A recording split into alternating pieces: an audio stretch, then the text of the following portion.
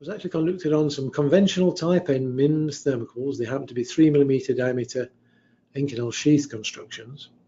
And the chart we're looking at here shows us the peak performance during some cycling operations.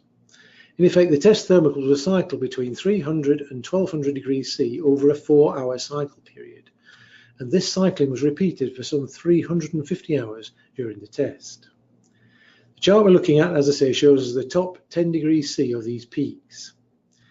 So the first line you see on the chart is the measured temperature of the peak of the actual cycles by the Type S control thermocouple of the environment, really just to indicate that the environment was seeing a steady peak temperature of 1200 degrees C plus or minus half a degree C throughout the full duration of the cycling period of the test.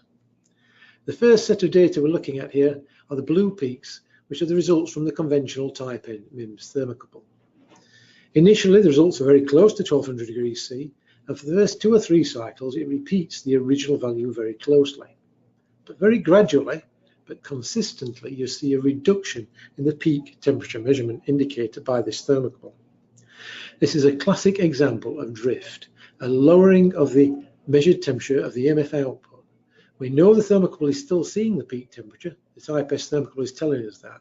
However, it's indicating a significantly lower value, such that after 150 hours of cycling, it's seen some 2 or 3 degrees C lower, while the 300 hours of cycling is 5 or 6 degrees C lower. A classic example of drift in operation.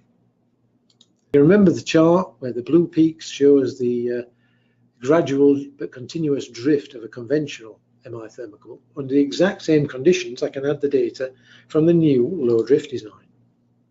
This is shown in green. The actual value starts off with a correction value of about 3.5 to 4 degrees C.